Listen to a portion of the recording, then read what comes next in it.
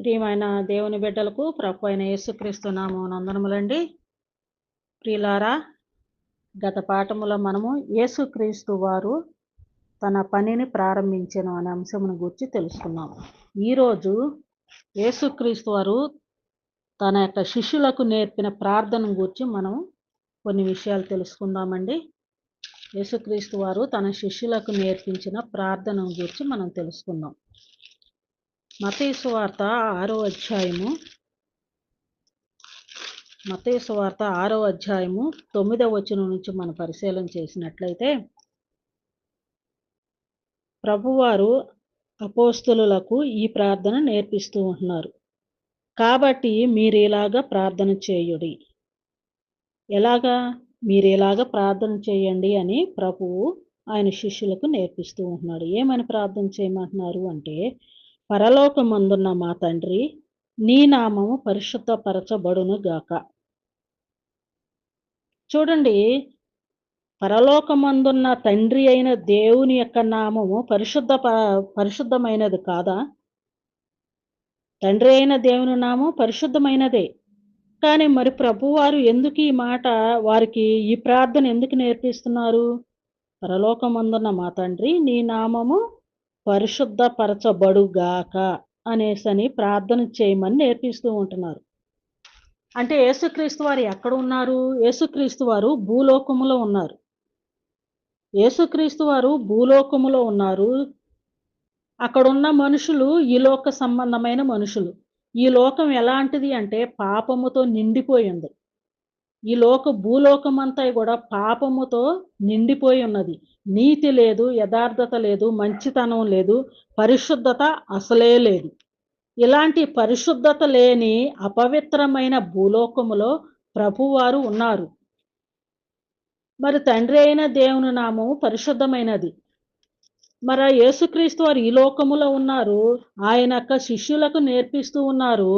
ఎక్కడ ఆయన నామం పరిశుద్ధపరచబడాలి అంటే, ఈ భూలోకములో తండ్రి అయిన దేవుని నామం పరిశుద్ధపరచబడాలి అనేసనని ఈ ప్రార్థన మీరు చేయండి అనేసని వారికి నేర్పిస్తూ ఉంటున్నారు. మరి ఆయన నామం పరిశుద్ధపరచబడినదా అని మనం చూసినట్లయితే, ఎప్పుడు పరిశుద్ధపరచబడిందని మనం చూసినట్లయితే, యేసుక్రీస్తు వారు ఆయన అంటే ఈ లోక పాప భారమంతా కూడా ఆయన మీద వేసుకున్నాడు. పాపమునకు తగిన శిక్ష మరణము. ఆ పాపమునకు తగిన శిక్ష అంతా కూడా యేసుక్రీస్తు వారు తన మీద వేసుకున్నాడు.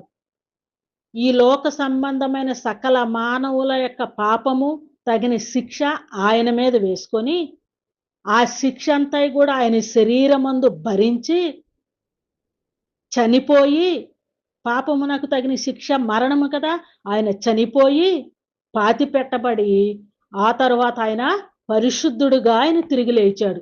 అంటే భూలోకములో ఉన్న సకల మానవాళికి సంబంధించిన సకల పాప భారమంతా కూడా ఆయన తీసేసుకొని అనుభవించేసి దాన్ని పాపమునకు తగిన మూల్యాన్ని ఆయన చెల్లించేశాడు. అయిపోయింది. ఆయన చనిపోయాడు. ఆయన పాతి పెట్టబడ్డాడు. ఆ తర్వాత ఆయన పరిశుద్ధుడుగా ఆయన తిరిగి లేచాడు. భూలోకములో పరిశుద్ధమైనది ఏదైనా ఉన్నది అంటే ఆ ప్రభువారు, ఆయన చనిపోయి తిరిగి లేచిన వారు ఆయనే గనుక ఆయన మాత్రమే పరిశుద్ధుడుగా ఉన్నాడు. ఆ తర్వాత ఎందరైతే యేసుక్రీస్తు వారి యొక్క రక్తములో పాపములు కడుగుకొని, ఎందరైతే తండ్రి, కుమార, పరిశుద్ధాత్మ నామములో బాప్తీసము తీసుకుంటారో, అంటే ఆయన యొక్క రక్తములో పాపములు కడిగి వేసుకొని, ఆ యొక్క బాప్తీసము ద్వారా ఆ యొక్క మానవులు ఎవరైతే బాప్తీసము ద్వారా తన పాపములు కడిగి వేసుకొని బాప్తీసం తీసుకుంటారో, తండ్రి, కుమార, పరిశుద్ధాత్మ నామములో ఎందరైతే బాప్తీసం తీసుకుంటారో వారందరూ కూడా పరిశుద్ధులుగా ముద్ర వేయబడ్డారు. అంటే పరిశుద్ధులు వారందరూ కూడా వారి యొక్క పాపములు సకల దుష్టత్వాన్ని ఒప్పుకొని వారుగు తీసివేసుకొని వ్యక్తిగతంగా అందరి బదులు ఆయన భరించేశాడు శిక్ష. వ్యక్తిగతంగా ఎవరికి వారి యొక్క పాపములన్నిటిని బాప్తీసము ద్వారా కడిగి వేసుకొని వారు కూడా పరిశుద్ధులుగా ముద్ర వేయబడ్డారు. వారు పరిశుద్ధులుగా ఉన్నారు. యేసుక్రీస్తు వారు పరిశుద్ధుడు. ఆయన రక్తములో పాపముల కడుగుకొని వారందరూ కూడా పరిశుద్ధులు. అంటే వీరందరూ కలిసి యేసుక్రీస్తు వారి రక్తములో కడగబడి ఉన్నారు గనుక, వీరందరూ యేసుక్రీస్తు వారి యొక్క రక్త సంబంధీకులు. ఎందరైతే రక్షింపబడుతున్నారో వీరందరూ కలిసి యేసుక్రీస్తు వారి యొక్క రక్త సంబంధీకులు. అంటే రక్షింపబడిన వారందరూ గూడా ఆ యొక్క వారందరూ కలిసి ఒక సంఘముగా అంటే శరీరము. సంఘము అనగా శరీరము. ఏ శరీరం అంటే రక్షింపబడిన వారందరూ కలిసి ఒక శరీరము. ఈ శరీరమునకు శిరస్సు యేసుక్రీస్తు వారు. అంటే ఆయన చనిపోయి తిరిగి లేచిన వారు మొదటి వారు కదా! ఆయన శిరస్సు అయ్యున్నాడు. రక్షింపబడిన మనమందరం కూడా శరీరమై ఉన్నాము. ఈ రక్షింపబడిన మనమందరము శరీరము ఆయన శిరస్సయ్యున్నారు.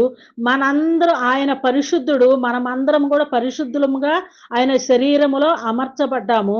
అంటే భూలోకములో ఈ యొక్క పాపపు లోకములో సృష్టిలో భూలోకములో విలువైనది, పరిశుద్ధమైనది ఏదైనా ఉన్నది అంటే క్రీస్తు యొక్క శరీరము అనగా క్రీస్తు యొక్క సంఘము. క్రీస్తు సంఘము అనగా క్రీస్తు యొక్క శరీరము అనబడిన సంఘము పరిశుద్ధమైనది. భూలోకములో పరిశుద్ధమైనదిగా ఉన్నది. భూలోకములో పరిశుద్ధమైనదిగా ఉన్నది. మనం ఏ నామములో మనం రక్షింపబడ్డాము అంటే తండ్రి, కుమార, పరిశుద్ధాత్ముని యొక్క నామములో మనము రక్షింపబడ్డాము. అప్పుడు మనం క్రీస్తు యొక్క శరీరములో మనం అవయవాలుగా మనం ముద్ర వేయబడ్డాము. అప్పుడు తండ్రి అయిన పరిశుద్ధుడైన తండ్రి ఎక్కడున్నారు అంటే ఈ యొక్క రక్షింపబడిన యొక్క సంఘములు అంటే క్రీస్తు యొక్క శరీరములో ఆయన కూడా ఉన్నారు. భూలోకములో పరిశుద్ధమైనది ఏదైనా ఉన్నది అంటే క్రీస్తు యొక్క సంఘము. ఆ సంఘములో పరిశుద్ధమైన ఆ యొక్క సంఘములో తండ్రి అయిన దేవుని నామము పరిశుద్ధపరచబడుచున్నది. ఆ తండ్రి యొక్క నామము భూలోకములో అంతకుముందు ఆయన మరణ పునరుద్ధానం లేనప్పుడు భూలోకములో ఆయన నామము పరిశుద్ధపరచబడే అవకాశం లేదు. సంఘము ఆయన మరణ పునరుద్ధానం తర్వాత ఆయన సంఘము కట్టిన తర్వాత ఆ సంఘములో అనగా ఆయన క్రీస్తు యొక్క శరీరములో తండ్రి అయిన దేవుని నామం పరిశుద్ధపరచబడుచున్నది. అంటే ఇది జరిగినదా లేదా అంటే యేసుక్రీస్తు వారు వచ్చారు, చనిపోయారు, తిరిగి లేచారు, సంఘమును కట్టారు. మనమందరం రక్షింపబడి క్రీస్తు యొక్క సంఘములో అనగా క్రీస్తు యొక్క శరీరములో అవయవాలుగా ఉన్నాం. ఈ యొక్క క్రీస్తు యొక్క శరీరములో పరిశుద్ధమైనది గనుక ఈ పరిశుద్ధమైన సంఘములో తండ్రి అయిన దేవుని నామం పరిశుద్ధపరచబడుచున్నది. అంటే ఇది జరిగినదా లేదా అంటే ఖచ్చితంగా జరిగినది. అంటే తండ్రి అయిన దేవుని నామము పరిశుద్ధపరచబడి ఉన్నది. అప్పుడు పరిశుద్ధపరచబడాల. ఆయన మరణ పునరుద్ధానం జరగలేదు గనుక. ఇప్పుడు పరిశుద్ధపరచబడినది. ఆయన ఎవరికి నేర్పిస్తున్నారు అనేసనంటే శిష్యులకు నేర్పిస్తూ ఉన్నారు. ఇది జరగక ముందు ఇది జరగాలి అని. కనుక ఇప్పుడు తండ్రి అయిన దేవుని నామం సంఘము ద్వారా సంఘములో పరిశుద్ధమైనదిగా ఉన్నది. సంఘము ద్వారా పరిశుద్ధపరచబడుచున్నది. కనుక మనం ఈ ప్రార్థన చెయ్యొచ్చా అంటే మనం చేయాల్సిన అవసరము లేదు. నీ నామం పరిశుద్ధపరచబడును గాక, పరలోకమందున్న మా తండ్రి నీ నామం పరిశుద్ధపరచబడును గాక అనే మాట మనం పలకాల్సిన అవసరం లేదు.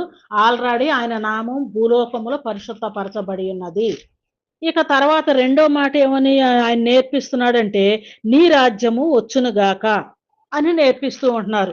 నీ రాజ్యము వచ్చును గాక అంటే ఇప్పుడు చాలా మంది ఈ విధమైన ప్రార్థన చేస్తూ ఉంటారు. పరలోకమందున్న మా తండ్రి నీ రాజ్యం వచ్చును గాక అని ప్రార్థన చేస్తున్నారు. అంటే ఆయన రాజ్యం ఇక రాలేదు అని వారి యొక్క ఉద్దేశం. ఆయన రాజ్యం ఇంకా రాలేదని వారి ఉద్దేశం గనుకనే వారు పరలోకమందున్న మా తండ్రి నీ రాజ్యము వచ్చును గాక అని వారు ప్రార్థన చేస్తున్నారు. కానీ ఇక్కడ మనం చూచినట్లయితే మార్కు సువార్త 9వ అధ్యాయం 1వ వచనం మనం చూసినట్లయితే యేసుక్రీస్తు వారు చనిపోయి తిరిగి లేచి ఆరోహణం అయ్యి వెళ్ళబోయే ముందు ఆయన వెళుతూ అక్కడున్న ఆయనతో పాటు అక్కడున్న శిష్యులతో ఆయన ఈ మాట చెప్తూ ఉంటున్నారు. ఆయన ఆరోహణం వెళ్లే ముందు అక్కడున్న ఆయనతో పాటు ఉన్న శిష్యులతో ఈ మాట చెప్తూ ఉంటున్నారు. ఏమంటున్నారు? మార్కు సువార్త 9వ అధ్యాయం 1వ వచనం. మరియు ఆయన ఇక్కడ నిలిచి ఉన్న వారిలో కొందరు దేవుని రాజ్యము బలముతో వచ్చుట చూచు వరకు మరణము రుచి చూడరని నిశ్చయముగా మీతో చెప్పుచున్నాను నేను. అంటే ఆయన ఆరోహణం వెళ్ళబోయే ముందు అక్కడున్న శిష్యులతో ఆయన చెప్పుచు దేవుని రాజ్యము బలముతో వచ్చు వరకు ఇక్కడున్న వారిలో కొందరు మరణమును రుచి చూడరని ఆయన చెప్పాడు కదా. అంటే అక్కడున్న వారెవరు? శిష్యులు. ఆ శిష్యులు ఇప్పుడు వరకు ఇంకా బ్రతికే ఉన్నారా? పరలో దేవుని రాజ్యము వచ్చును గాక అని వీళ్ళు ప్రార్థన చేస్తున్నారంటే, దేవుని రాజ్యం ఇంకా రాలేదు. కానీ ఇంకా ఎప్పుడొచ్చిద్దో తెలీదు వారి ఉద్దేశంలో. అంటే అప్పటిదాకా యేసుక్రీస్తు వారు ఆరోహణమై వెళ్ళిపోయేటప్పుడు ఉన్న శిష్యులు ఇప్పటికీ ఇంకా బ్రతికే ఉండాలి లెక్క ప్రకారం. అంటే దేవుని రాజ్యం ఇంకా వచ్చే వరకు ఎప్పుడొచ్చిద్దో తెలీదు. వచ్చే వరకు ఇంక వాళ్ళు బ్రతికే ఉండాలి కదా. వారింకా బ్రతికే ఉన్నారా? ఆ శిష్యులు ఎవరు బ్రతికి లేరే. వారు చనిపోయారని, వారు ఏ విధముగా ఎవరెవరు ఎలా చనిపోయారో మనకు లేఖనాల్లో ఉన్నది. అంటే వీరు చేసే ప్రార్థన ఏమంటే ఏంటయ్యున్నది? వీరికి తెలియక అలాంటి ప్రార్థన జేస్తున్నారు. మరి దేవుని రాజ్యం వచ్చిందా అనేసని మనం చూచినట్లయితే, వచ్చిందా? దేవుని రాజ్యము బలముతో వచ్చు వరకు, చూచు వరకు మరణము రుచి చూడరన్నారు గదా. మరి దేవుని రాజ్యం ఎప్పుడొచ్చింది? వచ్చిందా అని మనం చూచినట్లయితే, అపోస్తల కార్యము గ్రంథం 2వ అధ్యాయం 1వ వచనంలో మనం చూచినట్లయితే, పెంతెకోస్తు అను పండుగ దినము వచ్చినప్పుడు అందరూ ఒక చోట కూడియుండిరి. అప్పుడు వేగముగా వీచు బలమైన గాలి వంటి ఒక ధ్వని ఆకాశము నుండి అకస్మాత్తుగా వారు కూర్చుని ఉండిన ఇల్లంతయు నుండిను. ఎవరు కూర్చుని ఉన్న ఇల్లంతయు? ఎవరైతే యేసుక్రీస్తు వారు వెళ్ళేటప్పుడు మీరు ఇక్కడ ఉన్న వారిలో దేవుని రాజ్యము బలముతో వచ్చే వరకు మరణము రుచి చూడరని చెప్పారో, ఆ రా చెప్పారో ఆ వారందరూ కలిసి ఒక ఇంటిలో కూర్చొని ఉన్నప్పుడు ఆ రోజు వాళ్ళు పండుగ పెంతెకోస్తు అనే పండుగ దినమున ఒక ఇంటిలో వారందరూ కూర్చొని ఉన్నప్పుడు వేగముగా బలమైన గాలి వంటి ఒక ధ్వని ఆకాశము నుండి అకస్మాత్తుగా వారు కూర్చొని ఉన్న ఇల్లంతయు నిండెను. బలముతో వచ్చిందక్కడ. మరియు అగ్ని జ్వాలల వంటి నాలుకలు విభాగింపబడినట్టుగా వారికి కనబడి వారిలో ఒక్కొక్కని మీద వ్రాలగా అందరూ పరిశుద్ధాత్మతో నిండిన వారై ఆ ఆత్మ వారికి వాక్శక్తిని అనుగ్రహించిన కొలది అన్య భాషలలో మాటలాడసాగిరి. వారు కూర్చొని ఉన్న ఇల్లంతా కూడా ఆ యొక్క ఆత్మతో నింపబడింది. అగ్ని జ్వాలల వంటి నాలుకలు వారికి ఆ విధంగా ఒక్కొక్కరి మీదగా వ్రాలగా వారందరూ కూడా పరిశుద్ధాత్మతో నిండిన వారై ఉన్నారు. పరిశుద్ధాత్మతో నిండిన వారై వారికి వాక్శక్తి అనుగ్రహింపబడి ఉన్నది. అంటే అంతకు ముందు అపోస్తులు ఎలాంటి స్థితిలో ఉన్నారు? యేసుక్రీస్తు వారిని ఆయన సిలువకు అప్పగించినప్పుడు ఆయన మరణ వేదన పడుతున్న సమయంలో అక్కడ మనం చూస్తూ ఉంటున్నాం.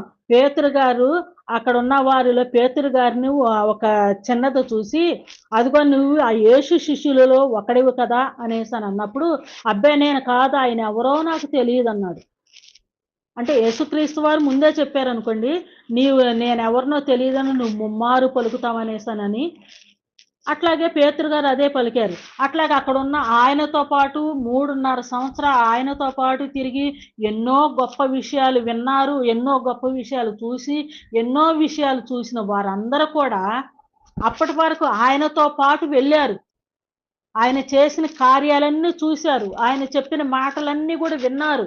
అన్నీ విన్నారు, చూశారు, ఆయనతో వెళ్ళారే కానీ వారికి ఎదురు మాట్లాడటం గానీ, ఇంకేదన్నా చెప్పటం వారికి చేత కాదు.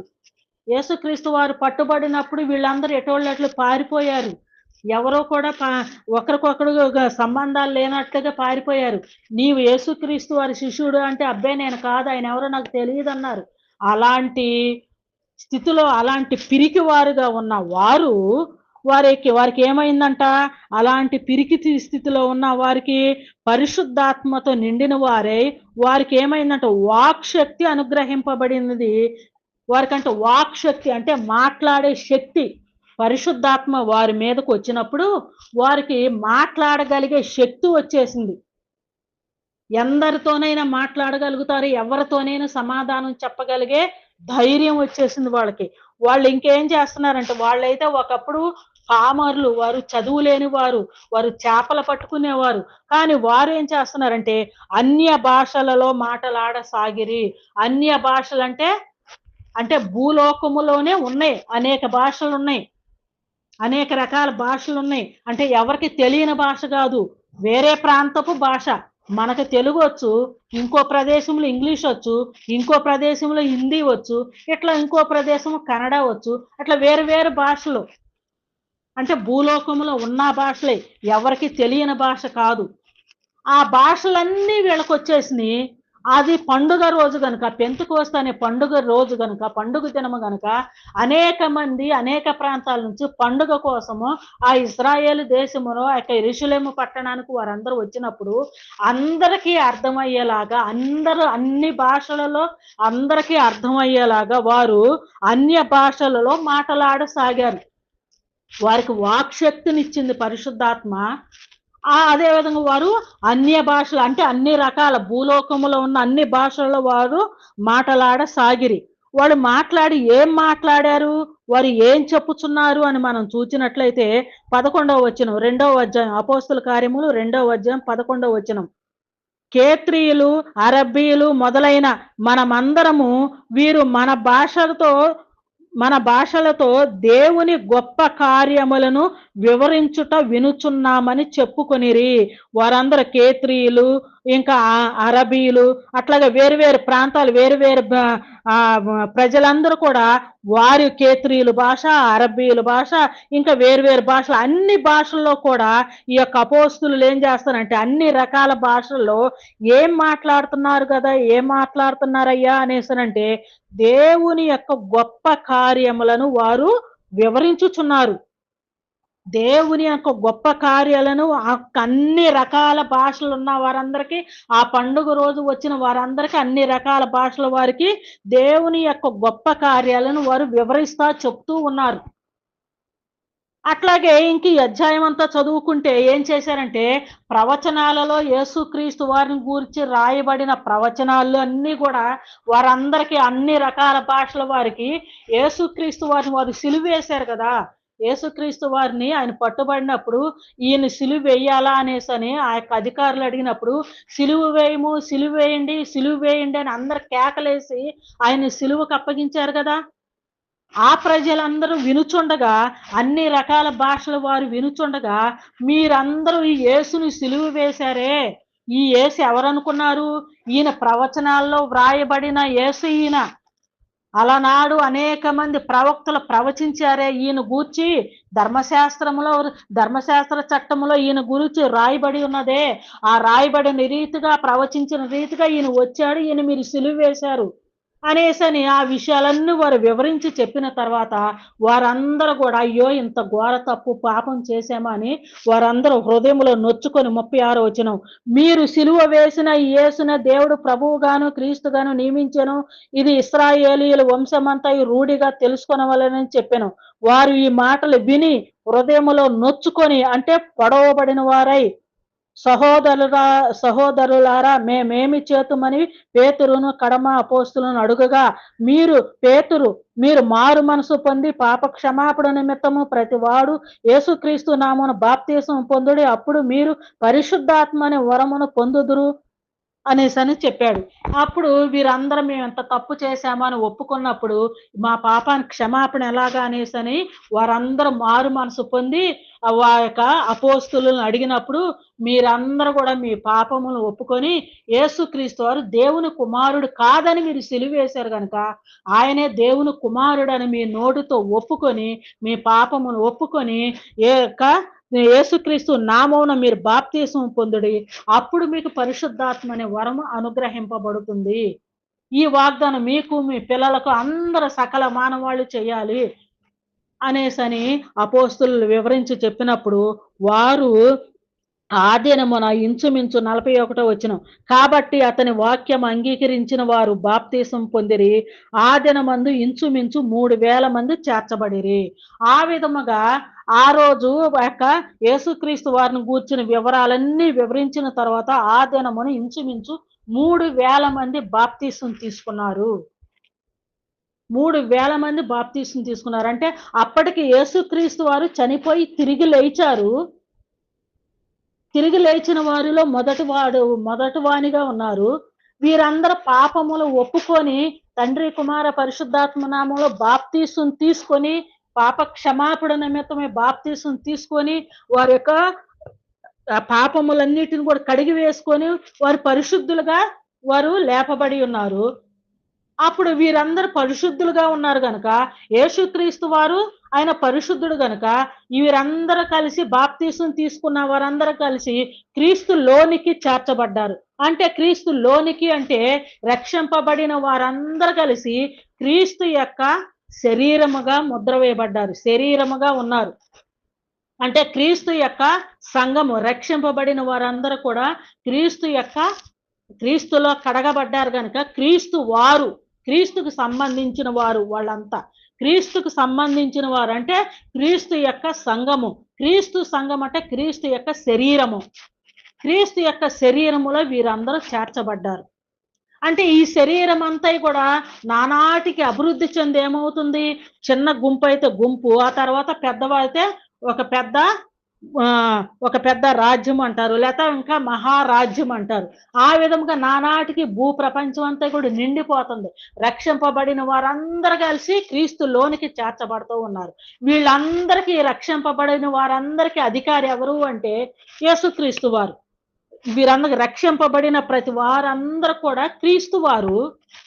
వీరందరూ కూడా క్రీస్తు యొక్క రాజ్య నివాసులు. క్రీస్తు వారు అంటే క్రీస్తు యొక్క అధికారం కింద ఉన్నవారు. క్రీస్తు ఆయన రాజు అయి ఉన్నారు. రక్షింపబడిన వారందరూ కూడా రాజ్య నివాసులై ఉన్నారు. క్రీస్తు యొక్క రాజ్య నివాసులు. రక్షింపబడిన వారందరూ క్రీస్తు యొక్క రాజ్య నివాసులు. వీరందరికీ రాజుగారు యేసుక్రీస్తు వారు. రాజు లేనిదే రాజ్యం లేదు, రాజ్యం లేనిదే రాజు లేరు. క్రీస్తు అను మాటకు అభిషక్తుడని అర్థము. ఆయన తండ్రి చేత అభిషేకింపబడి ఉన్నారు. క్రీస్తుగా ఆయన అభిషేకింపబడి ఉన్నారు. రక్షింపబడిన వారందరూ కూడా క్రీస్తు రాజ్య నివాసులై ఉన్నారు. ఇప్పుడు క్రీస్తు యొక్క రాజ్యము వచ్చి ఉన్నదా రానట్లు లెక్క? క్రీస్తు రాజ్యము వచ్చినట్లా రానట్లా అని మనం చూచినట్లయితే, మన పరిశుద్ధ గ్రంథంలో కనుక మనం చూచినట్లయితే లోకాసు వార్త 17వ అధ్యాయం మనం పరిశీలన చేద్దామండి. లోకాసు వార్త 17వ అధ్యాయము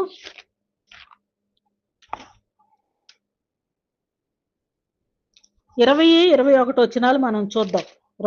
లోకాసు వార్త 17వ అధ్యాయము 20-21 వచనాలు మనం చూసినట్లయితే, దేవుని రాజ్యం ఎప్పుడు వచ్చునని పరిసయ్యులు ఆయనను అడిగినప్పుడు ఆయన దేవుని రాజ్యము ప్రత్యక్షముగా రాదు. ఎందుకంటే ఒకసారి ఆల్రెడీ వచ్చేసింది, మరలా ఇక ప్రత్యక్షముగా రాదు. ఎందుకనగా ఇదిగో దేవుని రాజ్యము మీ మధ్యనే ఉన్నది కనుక ఇదిగో ఎక్కడను అదిగో అక్కడని, ఇదిగో దేవుని రాజ్యం వచ్చిద్ది, దేవుని రాజ్యం ఇంకా రాలేదు, దేవుని రాజ్యం వచ్చును గాకని మీరు ప్రార్థన చేయండి, ఇలాంటివి లేవు. ఎందుకనంటే దేవుని రాజ్యము మీ మధ్యనే ఉన్నది. దేవుని రాజ్యం ఎక్కడున్నదంట? ఎందుకనగా ఇదిగో దేవుని రాజ్యము మీ మధ్యనే ఉన్నది కనుక ఇక్కడ అక్కడ అని మనము అనాల్సిన పని లేనే లేదు. అంటే దేవుని రాజ్యము వచ్చిందా రాలేదా? దేవుని రాజ్యము బలముతో వచ్చేసింది. దేవుని రాజ్యం మన మధ్యనే ఉన్నది. రక్షింపబడిన వారందరూ దేవుని యొక్క రాజ్యములో చేర్చబడుతూ ఉన్నారు. ఈ రక్షింపబడిన వారందరికీ యేసుక్రీస్తు వారు రాజు అయి ఉన్నారు. అంటే ఇప్పుడు మనం పరలోకమందున్న మా తండ్రి నీ రాజ్యము వచ్చును గాక అని మనం ఇప్పుడు మనం ప్రార్థన చేయవలసిన వారమై ఉన్నామా అంటే మనం చేయాల్సిన పని లేదు. ఎందుకంటే దేవుని రాజ్యము వచ్చి ఉన్నది. అనేక మంది దేవుని రాజ్యములో రాజ్య నివాసులుగా ఉన్నారు. ఒకవేళ మీరెవరైనా దేవుని రాజ్యంలో లేకపోతే మీరు యేసుక్రీస్తు నామములో బాప్తీసం తీసుకొని క్రీస్తు యొక్క రాజ్యములో చేర్చబడండి. అంతేగాని దేవుని రాజ్యంలో భూలోకములో లేదని ఎవరో కూడా అనొద్దు. దేవుని రాజ్యం భూలోకములో ఉన్నది. రక్షింపబడిన వారందరూ కూడా దేవుని రాజ్య నివాసులే. ఎవరైనా ఈ దేవుని రాజ్యంలో సభ్యులుగా లేకపోతే వారందరూ కూడా మారు మనసు పొంది సమస్త దుష్టత్వాన్ని మానివేసి తండ్రి కుమార పరిశుద్ధాత్మ నామములో బాప్తీసం తీసుకొని దేవుని రాజ్యంలో చేరవలసినదిగా ప్రభు పేరట మనం చేస్తూ ఉంటున్నాను. అంతేకాని దేవుని రాజ్యం వచ్చును గాక అని మనం ప్రార్థన చేయవలసిన పని లేదు. ఇంకా మనం చూసినట్లయితే నీ రాజ్యం వచ్చును గాక అని చేశాం కదా, దేవుని రాజ్యం వచ్చేసి ఉన్నది. ఇంకా మనం చూసినట్లయితే నీ చిత్తము పరలోకమందు నెరవేరుచున్నట్లు భూమి యందును నెరవేరును గాక అని చేయమని చెప్పాడు ప్రభువారు శిష్యులకు. నీ చిత్తము పరలోకమందు నెరవేరుచున్నట్లు భూమి యందును నెరవేరును గాక అని చేయమని చెప్పాడు. అంటే దేవుని యొక్క చిత్తము పరలోకమందు ఏదైతే నెరవేరుచూ ఉన్నదో భూమి యందు కూడా నెరవేర్చబడుచున్నదా లేదా అని చూచినట్లయితే భూమి యందు కూడా నెరవేర్చబడుచునే ఉన్నది.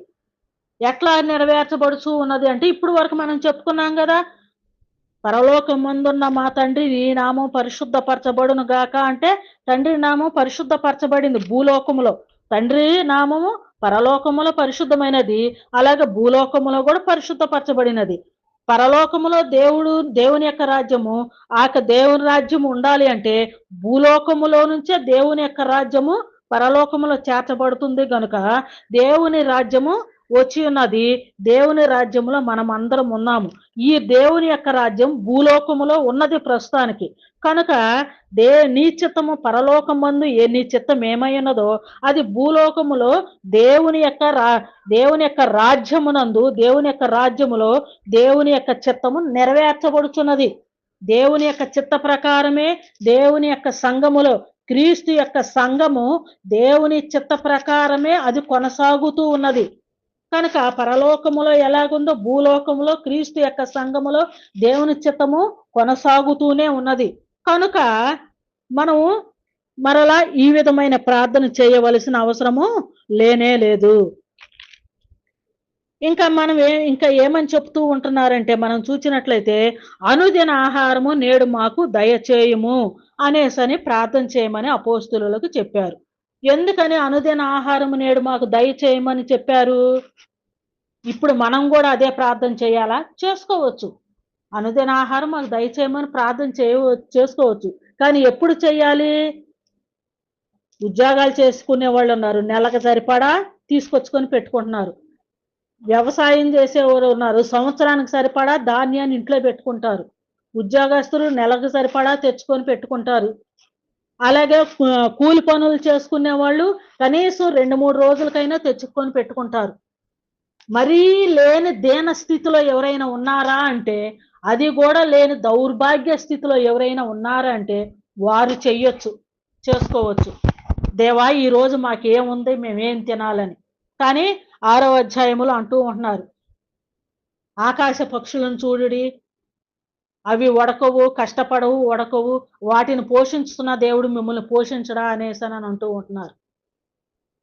కానీ ఈ ప్రార్థన ఎవరి కోసం ఎందుకు చెప్పారు అనేసని, ఎందుకు ప్రార్థన చేయమని చెప్పారు అని మనం చూసినట్లయితే యోహాను సువార్త 17వ అధ్యాయం 23వ వచనం చూద్దామండి. యోహాను సువార్త 17వ అధ్యాయము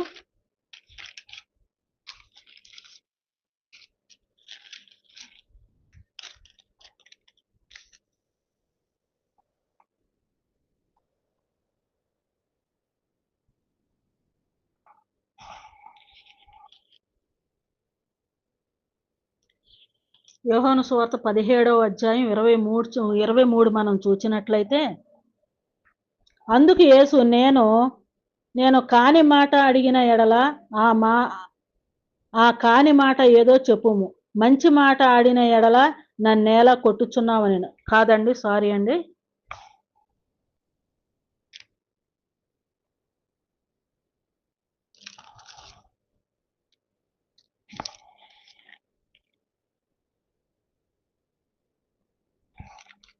మార్కు సువార్త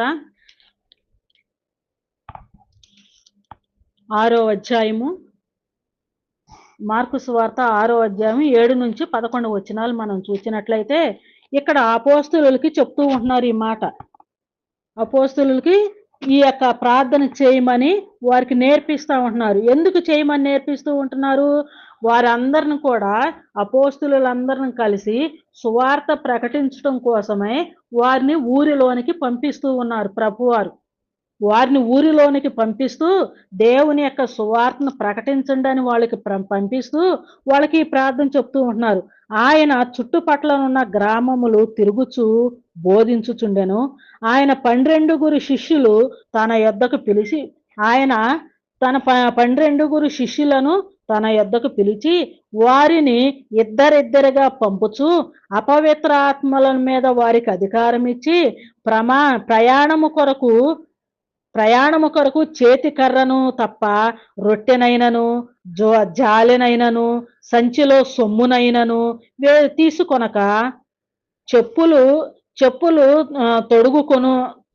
తొడుగుకొనుడనియు 2 అంగీలు వేసుకొన వద్దనియు వారికి ఆజ్ఞాపించెను. ఎందుకంటే మరియు ఆయన వారితో ఇట్లనెను, మీరెక్కడ ఒక ఇంట ప్రవేశించుదురో అక్కడ నుండి మీరు బయలుదేరు వరకు ఆ ఇంటనే బస చేయుడి. ఏ స్థలమందైనను జనులు మిమ్మును చేర్చుకొనక మీ మాటలు వినకుంటే మీరు అక్కడ నుండి బయలుదేరినప్పుడు వారి మీద సాక్ష్యముగా ఉండుటకు మీ పాదముల క్రింద ధూళి దులిపివేయుడి. ఇక్కడ అపోస్తులని దేవుని యొక్క మాటలు ప్రకటించడం కోసమై ఇద్దరిద్దరుగా ఆ యొక్క చుట్టుపక్కల ఊరుల్లోనికి పంపుచు వారితో చెప్తూ ఉంటున్నారు, మీరు ఏవి కూడా 2 తీసుకెళ్ళొద్దు, 2 అంగీలు తీసుకెళ్ళొద్దు, మీరు సంచిలో మీకు ఆహారాలు మూటలు కట్టుకొని ఏమి తీసుకొని వెళ్ళొద్దు, మీరు ఏవి కూడా తీసుకెళ్ళొద్దు. మీ యొక్క కాళ్ళకు మీరు ఉన్న బట్టలతోనే వెళ్ళండి, మీ కాళ్ళకి చెప్పులు తొడుక్కోండి, మీ చేతి కర్రను తీసుకొని వెళ్ళండి అంతే. 2 జతల బట్టలొద్దు, 2 జతల చెప్పులొద్దు, ఆహారం కావాల్సినవి మీరు తీసుకెళ్ళొద్దు, ఏమీ తీసుకెళ్ళొద్దు. ఉన్న పళాన్ని మీరు వెళ్ళిపోండి. మీరు ఎక్కడికైతే వెళతారో, ఏ ఇంటికి అయితే వెళ్తారో ఆ ఇంట్లోనే బస చేయండి. ఆ ఇంట్లోనే మీకు కావాల్సినవి సమకూర్చబడుతుంది. ఒకవేళ ఎవరైనా మిమ్మల్ని చేర్చుకొనకపోతే మీరు వెళ్ళిన ఇంట మీ పాద ధూళి దులిపి రండి. రేపు తీర్పు దినాన ఆ ధూళి నీకు మీ మీద సాక్ష్యముగా ఉంటుంది అనేసని అపోస్తులకు చెప్పారు. అంటే వారు ఉన్న పడాన్ని వెళ్ళిపోతున్నారు కనుక దేవుని యొక్క మాటలు ఎక్కడ ప్రకటిస్తారో అక్కడే వారికి కావాల్సిన ఆహారము వసతులు అన్ని సమకూర్చబడతాయి గనుక మీరు ఒంటరిగా మీరు ఇట్లాగా ఏమీ లేకుండా వెళుతున్నారు గనుక మీకు ఏ రోజు కూడా మీకు ఇబ్బంది కలగకుండా ఎవరు కూడా మిమ్మల్ని చేర్చుకొనను అనకుండా మీరు వెళ్ళిన ప్రతి చోట వారు చేర్చుకొని మీకు కావాల్సిన ఆహారములు కావాల్సిన వసతుల్ని సమకూర్చులాగా అనుదిన ఆహారము నేడు మాకు దయచేయము అని మీరు ప్రార్థన చేయుడి అని వారికి చెప్పాడు. వారికి సువార్త చెప్పటం కోసం వెళ్ళే వారి కోసం ఈ విధంగా ఏమీ తీసుకొని వెళ్ళని వారికి చెప్పాడు ప్రభువారు.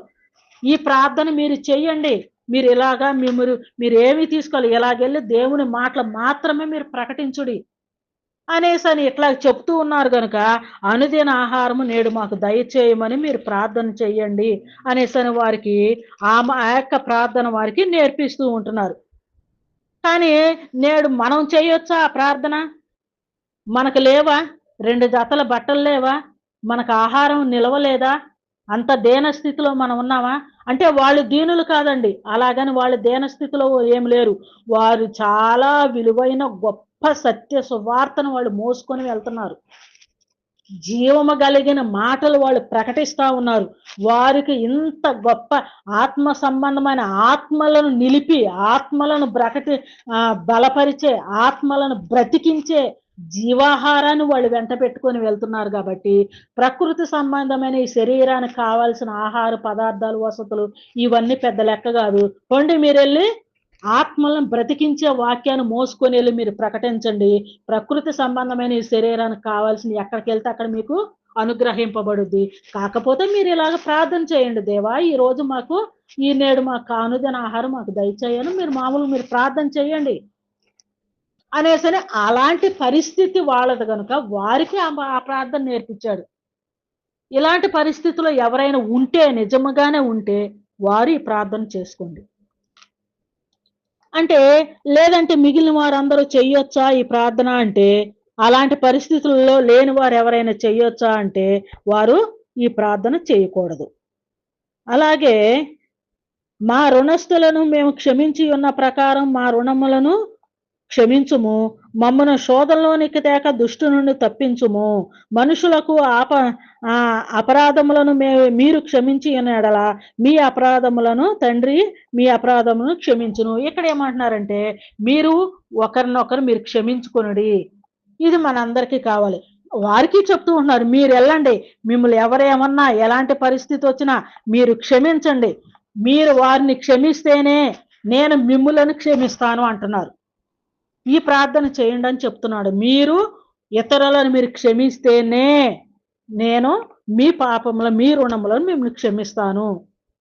నేడు ఈ పదం మనకు ఉపయోగపడుతుంది. మనం ఇతరులు మనం క్షమిస్తే దేవుడు మనల్ని క్షమిస్తాడనమాట. ఈ ప్రార్థన ప్రతి ఒక్కరూ చేసుకోవచ్చు. అంటే మనము ఇతరులను క్షమించే బుద్ధి మనకుందో లేదో తెలియదు. అలాంటి క్షమించే బుద్ధి లేకపోతే గనక మనం ఇలాంటి ప్రార్థన చేయొచ్చు.